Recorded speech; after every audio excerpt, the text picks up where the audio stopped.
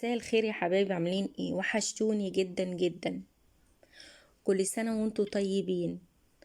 كل سنة وانتوا في سعادة وراحة بال، وربنا يجعلها سنة سعيدة علينا كلنا.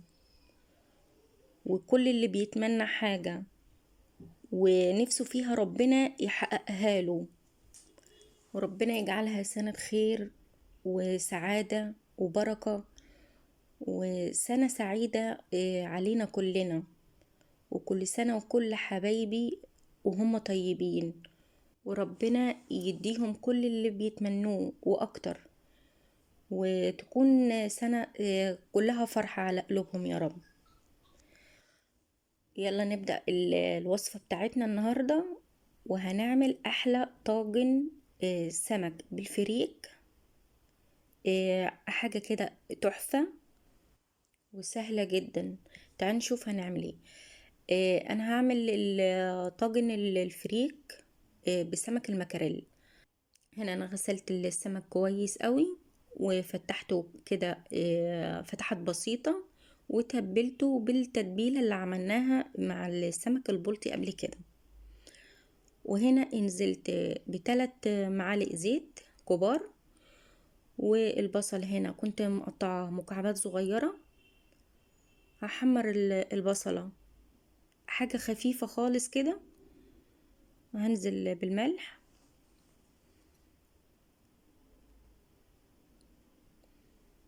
بس هقلبها كويس كده لحد ما تاخد لون.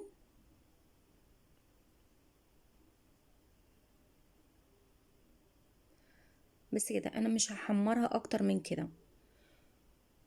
وهنا هنزل بمكعبات فلفل، هشوحها مع البصل كويس.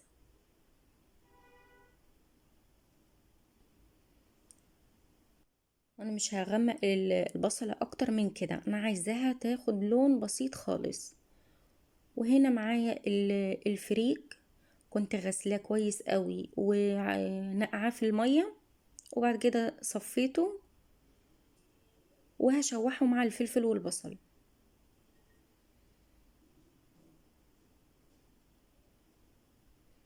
دول حوالي كوبايتين فريك.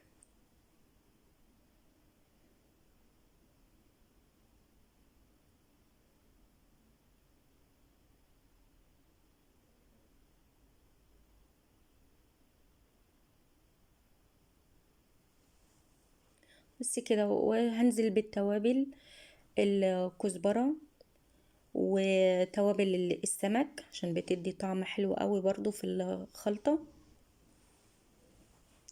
والبابريكا. ومش هحط توابل كتير علشان احنا متبلين السمك كويس قوي، وفي طبعا توابل كتيرة في السمك، فعلشان الأكلة ما تملحش معانا.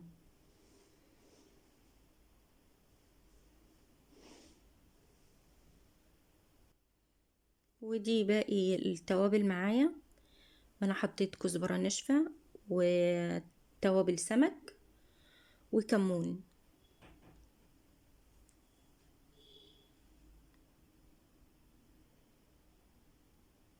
بس وبعد كده هنزل بعصير الطماطم.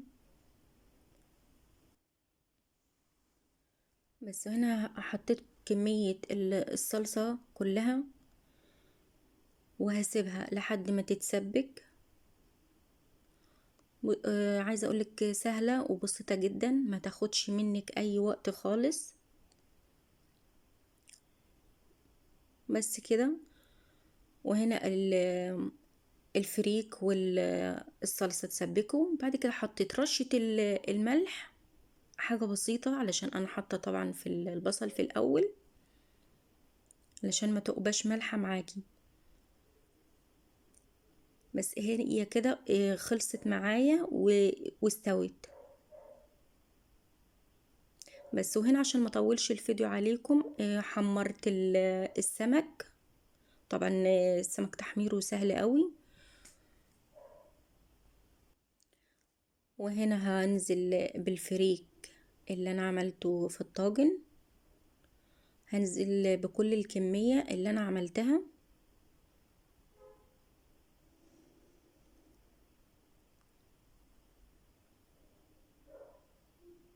بس وهفردها كويس قوي في الطاجن بالشكل ده بس. وبعد كده هحط السمك من فوق الفريك. انا مش هحطه في النص لان مش عايزة الفريك ياخد طعم السمك قوي، علشان طبعا احنا عارفين السمك المكاريل بتبقى فيه حتة زفارة، بس انا تبلته كويس قوي وعصرت عليه ليمون كتير علشان طعم الزفارة يروح.